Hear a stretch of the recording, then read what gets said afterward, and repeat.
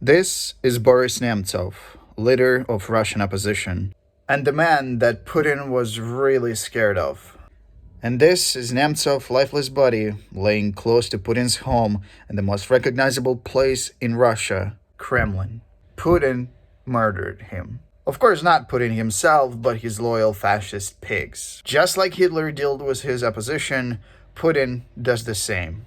Even though Putin's authorities made an arrest of suspected killers, it's all fake. The real murderers of Nemtsov are free and enjoying their fascist life. That includes people who ordered to kill him and the actual garbage who shot the gun. Putin gave an order to kill Nemtsov to his loyal pigs from Dagestan, the most dangerous place in Russia where the most population are Islamic extremists. Well, that garbage in human form that stormed the airport in search of Jewish people to kill them just because they are Jewish. If you don't know what I'm talking about, then there's basically people from this region in Dagestan who are stormed the airport in search of a plane that just landed from Israel to kill Jewish people because they're from Israel and they're Jewish.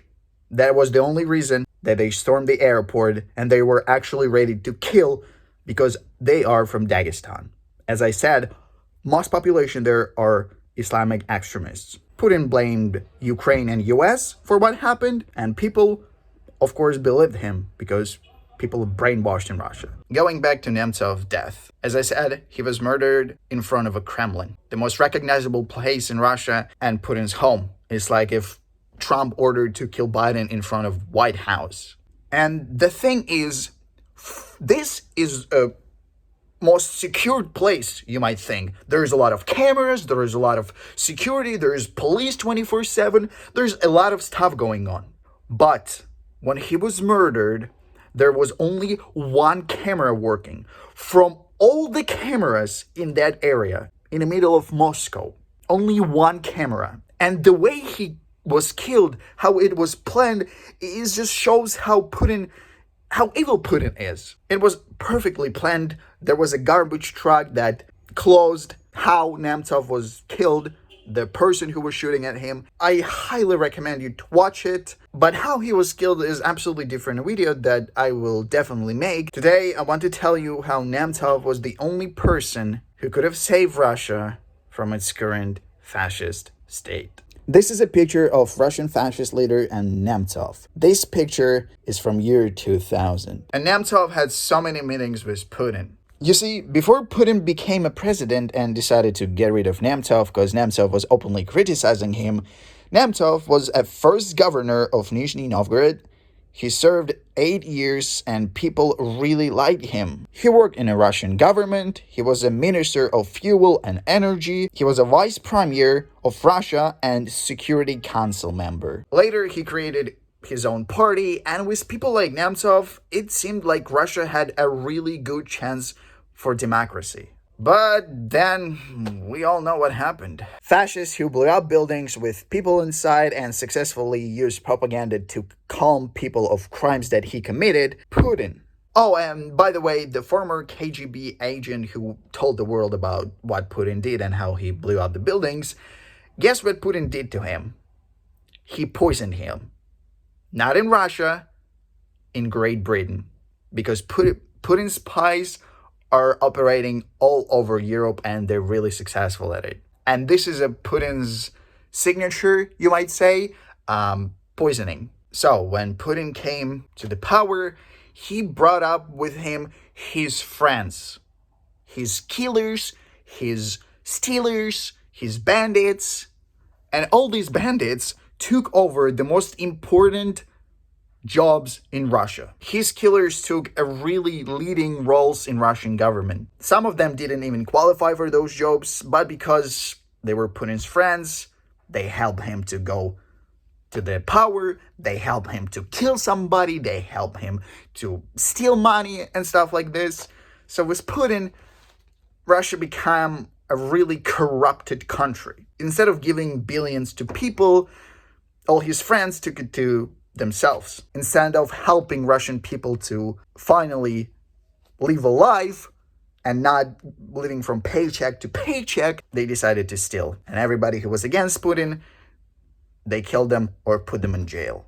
And if somebody was still in the government, they had the choice to decide either they want to join Putin or they want to keep fighting for Russia and actual democracy. And just because of this, I already can tell you that Nemtsov chose people. He chose Russia because he was a real patriot. Instead of taking billions, he took people. And so his entire political career, he was criticizing Putin. He was trying to tell Russian people the truth about Putin and his regime. And when Putin annexed Crimea, Nemtsov, it was a new battle between him and Putin. He was doing everything he could. He was going on every possible meeting. He was going on every possible radio station. He didn't appear on Russian TV because back then it already was fully under control of Putin's regime. Propaganda back then was not at the same level now, but there was no place for opposition. And every opposition Russian media presented as an enemy to Russia. When people tried to save Russian people, Russian propaganda presented them as Western agents or stuff like that. It was absolutely horrible. So Nemtsov was really trying to fight because he didn't view people in Ukraine as enemies. He didn't believe, obviously, that there is Nazis in Ukraine and all this bullshit that now people believe in. And so, on November 27th, 2015, Boris Nemtsov was assassinated by Putin's order. At the time of his assassination, he was in Moscow helping organize a rally in the support of Ukraine. This is the most famous picture of him holding a sign along with other people. And the sign says, "Get out of Ukraine." And this is probably the last time you can see Russian and Ukrainian flags together.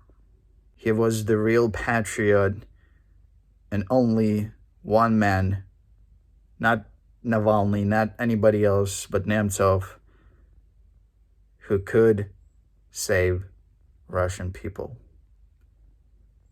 May you rest in peace, Boris. Your legacy will live forever. I'm making videos about Russia because I lived there. I lived there for 23 years.